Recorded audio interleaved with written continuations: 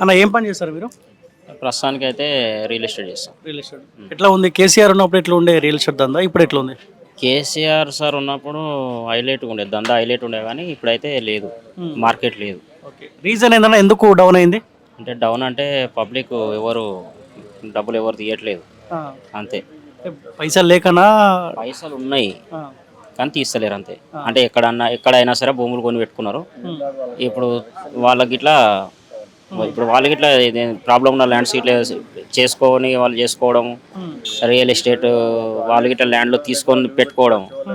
ఇప్పుడు 100 రూపాయలు ఉన్నది ఓ 10 రూపాయలకో 20 రూపాయలకో తీసుకొని పెట్టుకున్నారు. ఇప్పుడు వాళ్ళకి ఇట్లా మార్కెట్లో ల్యాండ్లు పెట్టేసరికి తీసుకుంటలేరు ఎవరు. ఇప్పుడు ల్యాండ్ కొంటే ఇంకా ల్యాండ్ వాల్యూ తగ్గింది అనుకో, మనం లాస్ అవుతామని చెప్పి అట్లా కొంతలేరా? అవును, అదే రీజన్ వాస్తవం అది. ఓకే, ఇప్పుడు ఇది జిహెచ్ఎంసీ ఎలక్షన్స్ అంతకుముందు 150 డివిజన్లు ఉంటాయి కదా, ఇప్పుడు 300 అయినాయి. మీ పెద్దంబర్పేట కూడా దాంట్లో యాడ్ అయింది. సో ఇక్కడ కూడా ఒక 3 నెలల్లో ఎలక్షన్స్ రాబోతా ఉన్నాయి, కార్పొరేట్ ఎలక్షన్స్ రాబోతా ఉన్నాయి. ఒకవేళ ఎలక్షన్స్ వస్తే బీజేపీ గెలుస్తుందా, బీఆర్ఎస్ గెలుస్తుందా, కాంగ్రెస్ గెలుస్తుందా? అంటే అధికారంలో ఎవరు ఉంటే వాళ్ళకే వేయాలి, వాస్తవానికి చెప్తున్నా. ఎందుకంటే రాజ్యం మీద రాజు ఎవరు ఉంటే సైన్యం మొత్తం వాళ్ళే ఉండాలి. రాజు వేరే ఉండి సైన్యం వేరే ఉంటే ఏమవుతుందంటే వచ్చే నిధులు గిట్ట రావు, డెవలప్మెంట్ అనేది అయిపోతుంది. అది నా నిర్ణయం. అది అంటే ఇప్పుడు మీరు అధికార పార్టీ గెలవాలంటున్నారు? 100% అనుకుంటున్నాను. అంటే ఇక్కడ గెలిచే అవకాశం ఉందా ఎవరు అధికార పార్టీ? ఇంకా స్థానిక ఎమ్మెల్యే ఆయనే ఉండు కాబట్టి ఖచ్చితంగా గెలిచే అవకాశాలు ఉంటాయి. ఓకే, ఇప్పుడు అభ్యర్థులు ఎవరెవరు ఐడియా ఉందంటే ఇప్పటికే తెరపైకి వస్తుంటారు, మేము పోటీ చేస్తాం అని ఎవరన్నా వస్తున్నారు అట్లా? ఉన్నారు, చాలా మంది ఉన్నారు. కాంగ్రెస్, బీజేపీ నుంచి వాళ్ళు, కాంగ్రెస్ నుంచి వాళ్ళు, టీఆర్ఎస్ నుంచి వాళ్ళు. బీజేపీ నుంచి అంటే పెద్దగా ఐడియా లేదు కానీ ఉన్నారు, వస్తారు, అందులోకి వెళ్ళి ఇట్లా వస్తారు. కానీ కాంగ్రెస్ నుంచి అయితే జైపాల్ రెడ్డి ఉంటాడు, మళ్ళా సిద్దంకి కృష్ణారెడ్డి, మళ్ళా ఉన్నారు Chelluru Murali. Okay, so Revanth failure అయినట్టేనా ఈ 2 ఏళ్ల పరిపాలన? ఇంకా 3 ఏళ్ళ అవకాశం ఇవ్వాల్సిన అవసరం ఉంది కదా. అవకాశం చూడాలి, ఎవరినైనా సరే అధికారంలోకి రాగానే ఒకటేసారి అన్ని చేయాలంటే ఇట్లా కాదు కదా. సరే ముందు ఏం చేస్తారు అనేది ఇట్లా ఉంటుంది. ఎవరు ఇట్లా తక్కువ అంచనా వేయద్దు అధికారంలో. సరే కేసీఆర్ సార్ వచ్చినప్పుడు అందరూ ఏమనుకోరు అంటే లేదు చంద్రబాబు నాయుడు ఏది చేస్తే ఈయన అదే చేస్తాడు అనుకోరు. కానీ కేసీఆర్ సార్కున్న విజన్ అక్కడ లేదు. కేసీఆర్ సార్ను చూసే వాళ్ళు అక్కడ చేసారు. వాస్తవానికి టీఆర్ఎస్ ప్రభుత్వం ఉన్నప్పుడు చాలా మంచిగా ఉండే. కళ్యాణ లక్ష్యం కానీ, దళిత బంధు కానీ, ఇంకా ఏది పెన్షన్. కేసీఆర్ ఆగం చేసినట్టుగా రాష్ట్రాన్ని మొత్తం ఏం ఆగం చేయాలి. ఇప్పుడు మనమే ఉన్నామన్నా ప్రస్తుతానికి. ఒక ముగ్గురు 4 పిల్లలు ఉంటారు. వాళ్ళ పెళ్లిళ్ళు చేయాలన్నా, చదువులు చదివించాలన్నా, మన ఇల్లు కట్టుకోవాలన్నా, ఏం చేయాలన్నా కానీ మనం కష్టం చేసి అయితే ఏం చేయలేము కదా. అప్పు అవుతుంది, ఖచ్చితంగా అవుతుంది. ఎందుకంటే వైద్యపరంగా చూసుకున్నా కానీ అప్పటికి ఇప్పటికీ ఎప్పుడు ఉమ్మడి రాష్ట్రం ఉన్నప్పటికీ ఇప్పటికీ చాలా మారింది వైద్యంలో. ఇలా అది ప్రభుత్వ హాస్పిటల్లో కానీ ఇప్పుడు కేసీఆర్ కిట్టు. ఇప్పుడు ఒక పాప పుడితే పాపకు మనం ఏదైనా తీసుకురావాలన్నా, ఏదైనా వేయాల సబ్బులు ఇలా అంటే ఒక నిరుపేద కుటుంబం కొనలేని పరిస్థితిలో ఉంది. కానీ అలాంటిది కేసీఆర్ కిట్ ఇవ్వడం, మళ్ళీ వాళ్ళకు మీదికి వెళ్ళి ఖర్చులు ఇవ్వడం, మళ్ళీ తల్లికి అదేది చీరలు, పిల్లలకు బట్టలు, సబ్బులు అలాంటివి చేయడము, మళ్ళీ 104 వాళ్ళు ఇంటికి పంపించడం. అప్పటికి ఇప్పటికి చాలా తేడా ఉంది. గవర్నమెంట్ హాస్పిటల్లో పోదామంటే ఇబ్బంది ఉండేది పబ్లిక్. ఇప్పుడు పోవాలంటే ప్రైవేట్ హాస్పిటల్ వద్దు, మా గవర్నమెంట్ హాస్పిటల్ అన్న కాడికి ఇట్లా ఉన్నది. ఇక్కడ ఎమ్మెల్యే ఎవరు వస్తారు? ఇబ్రహీంపట్నం కిందకి వస్తుంది. ఇబ్రహీంపట్నం కాన్స్టిట్యూన్సీ రంగారెడ్డియా? అందుబాటులో ఉంటాడా? ఓకేనా? అందుబాటులో ఉంటాడు 100%. ఇప్పుడు సారే కావాలి, కేసీఆర్ కావాలని చర్చ జరుగుతుందా? పబ్లిక్ ఆలోచిస్తారా? జరుగుతుంది 100%. సార్ నమస్తే. 1 మినిట్. సో మనది ఎక్కడ సార్? ఇక్కడ పెద్దమరిపేట? ఇక్కడే. ఓకే, ఎట్లుంది రేవంత్ పరిపాలన, కేసీఆర్ పరిపాలన, ఎవరు బెటర్ ఇద్దరులో? రేవంత్ పరిపాలన అంటే దానికి కంపేర్ చేసుకుంటే కేసీఆర్ పరిపాలనే బెటర్. సో రీజన్ ఏంది?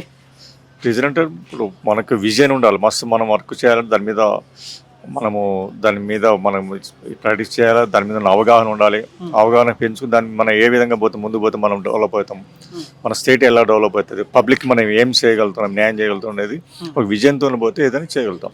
అంటే ఇప్పుడు రేవంత్ రెడ్డి కూడా చేస్తున్నాం. రేవంత్ రెడ్డి గారు ఏమంటున్నారంటే ఇప్పుడు నేను వచ్చేసరికి ఏం లేదు, అంతా అయిపోయింది, అసలు మనం ఏదో పెద్ద మన దాన్ని ఏమంటారు గుత్తని లంకె బిందెలు లాగా ఉన్నాయి అనుకున్నాం. కానీ ఆ బిందెలన్నీ ఖాళీ అయిపోయినాయి కాబట్టి నేనేం చేయలేని పరిస్థితిలో ఉన్నా, ఏం చేయాలన్నా కూడా నాకు అక్కడ ఏం లేదన్న. కానీ ఆ విధంగా చెప్పడం అనేది రేవంత్ రెడ్డి గారు కరెక్ట్ కాదు. ఎందుకంటే నేనే ఉన్నా ఒక ఫ్యామిలీ యజమానిగా ఉన్నప్పుడు నా ఫ్యామిలీ నేను నడిపేయాలంటే నాకు ఎంత ఇన్కమ్ వస్తుందని కాదు, నేను పబ్లిక్లో నాకు ఏం రావట్లేదు అని చెప్తే నాకు రూపాయి ఇచ్చేవాడు కూడా ఎవడు. కాబట్టి దాన్ని బేస్ చేసుకొని మనం నాకు ఇక్కడ ఏం లేదు, ఇక్కడ గవర్నమెంట్ అంత లాస్ ఉంది, ఇన్కమ్ లేదు, ఏది లేదు అంటే మాత్రం అది మనకి ఇచ్చే బయటని ఒకవేళ వరల్డ్ బ్యాంక్ ఇవ్వాలన్నా, ఆర్బీఐ ఇవ్వాలన్నా, తర్వాత మనకు కేంద్రం నుంచి ఏదైనా వాటి లోన్స్ రావాలన్నా కూడా మనకు రావు. నేను ఇన్కమ్ జనరేట్ చేయగలుగుతాను, మనకు క్యాపబిలిటీ ఉంటే ఏదైనా చేయొచ్చు. ఓకే సార్, నేను ఇక్కడికి ఎందుకు వచ్చాను అంటే ఇప్పుడు ఇది జిహెచ్ఎంసీలో యాడ్ అయింది, అంతమందికి పెద్దమంపేట మున్సిపాలిటీలో ఉంటుండే. ఇప్పుడు ఇక్కడ కార్పొరేట్ ఎలక్షన్స్ కూడా ఇక్కడ జరగబోతా ఉన్నాయి. సో ఏ పార్టీ గెలిచే అవకాశం ఉంది? ఇక్కడ 3 నెలల్లో ఎలక్షన్స్ రాబోతా ఉన్నాయి. ప్రజెంట్ అయితే నాకు దీని మీద అంత అవగాహన లేదు. ఎందుకంటే ఇప్పుడు ప్రజెంట్ స్థానికంగా ఉన్న లీడర్స్తే ఎక్కువ మెజారిటీ ఉన్నది. బట్ పబ్లిక్లో ఉన్న టాక్ ఏంటంటే గ్రౌండ్ లెవెల్లో రూరల్ ఏరియాలు చూసుకుంటే, ఇప్పుడు ఓన్లీ అర్బన్ ఏరియాస్ కాకుండా రూరల్ ఏరియా గ్రౌండ్ లెవెల్లో తీసుకుంటే మాత్రం మ్యాక్సిమం బీఆర్ఎస్కే అవకాశం ఉన్నది. ఇప్పుడు పార్టీ కంటే ఎక్కువ ఈ ఎలక్షన్లలో వ్యక్తిని చూసే అవకాశం ఉంటుందా? లోకల్ కాబట్టి ప్రాంతీయంగా మనకు ఎవరైతే అందుబాటులో ఉంటారో వాళ్ళని చూసి చేయాలని. మన ప్లస్ ఇంకోటి నిధులు కావాలంటే కూడా మనకు ప్రజెంట్ ఉన్న రూలింగ్ పార్టీ ఉన్న వాళ్ళు ఉంటే నిధులు వస్తాయని పబ్లిక్లో ఒక నాడి అది. అసలు వాటి అక్కడ ఎందుకు రాదు వస్తుంది అనేది తెలుసుంటే ఆ విధంగా చేయరు. బట్ ఏంటంటే నేను కూడా ఒక ఎడ్యుకేటెడ్గా ఏమంటున్నా అంటే నిధులు రావనేది మాత్రం తప్పు. ఏ గవర్నమెంట్ ఉన్నా ఆ పరిసర ప్రాంతాలకు రావాల్సిన నిధులు కేటాయించవలసిందే. ఈవెన్ బీఆర్ఎస్ ఉన్నా, కాంగ్రెస్ గవర్నమెంట్ ఉన్నా ఆ పరిధిలో వాళ్ళకి సంబంధించిన నిధులు ఏవైనా సరే వాళ్ళకి కావాల్సిన పర్సెంటేజ్ కంపల్సరీ ఇవ్వాల్సిందే.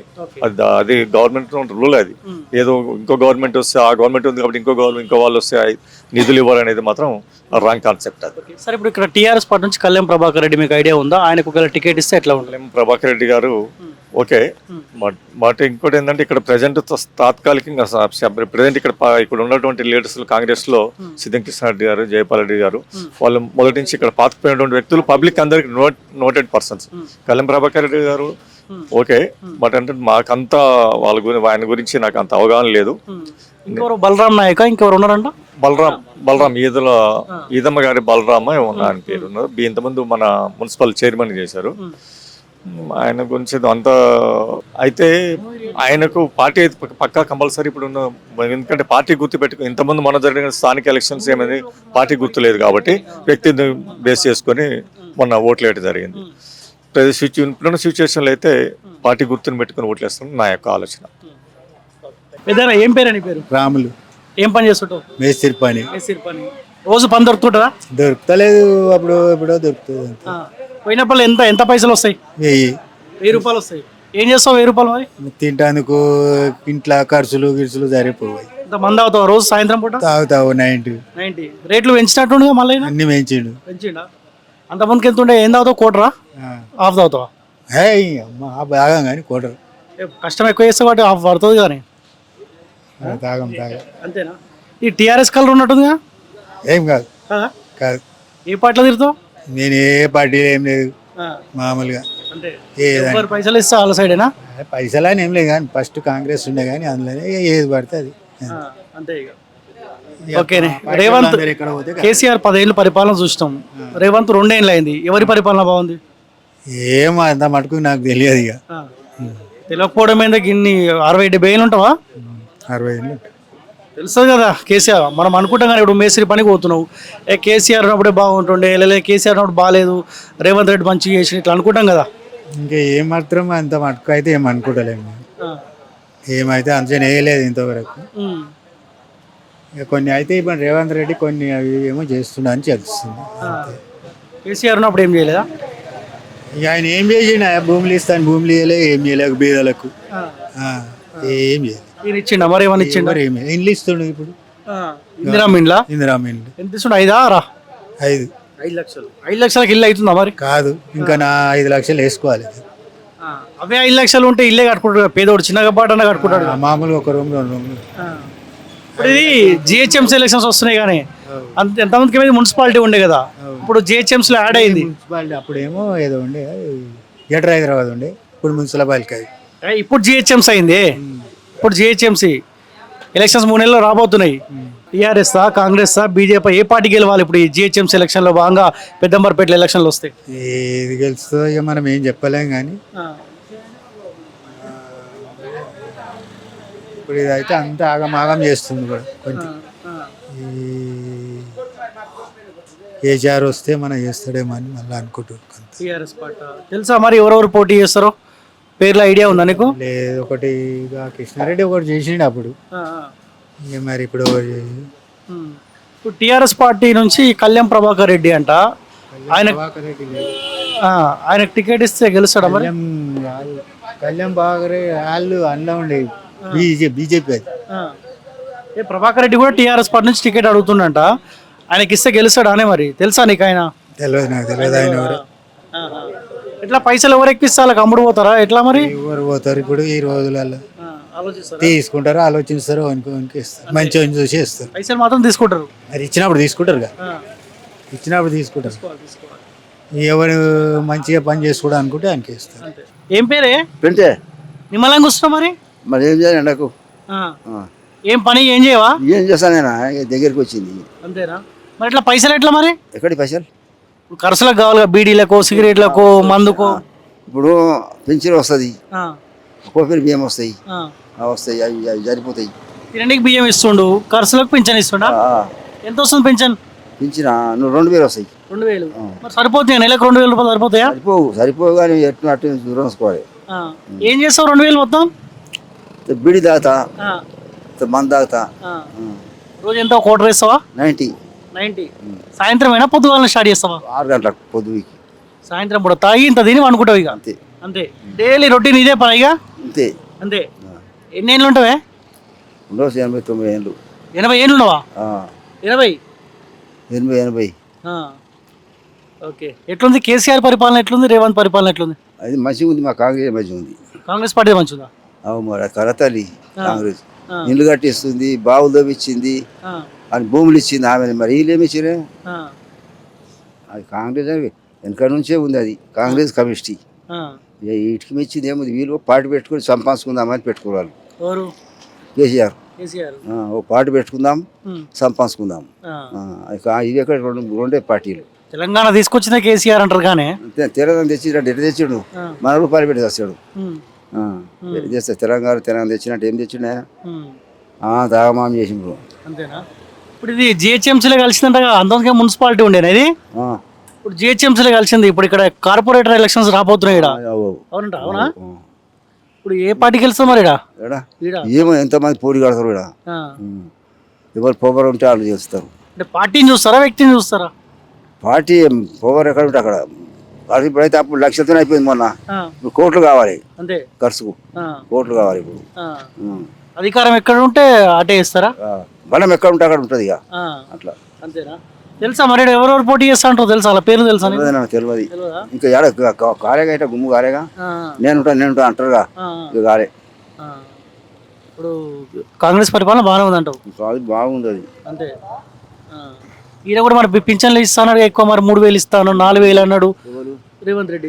ఈ దండగారు కట్టుకుంటూ వస్తుండ ఆయన. ఏం దండగా? అప్పు చేసి పోయినాయి. ఎవరు చేశారు? కేసీఆర్. అప్పుడు కోట్లు అప్పు చేసి పెడితే ఈయన తీర్పుకుంటూ వస్తుండు. నీకు నేను ఇచ్చుకుంటూ వస్తుండు. మరి ఆయన ఏమంటావు? అంతేనా మరి?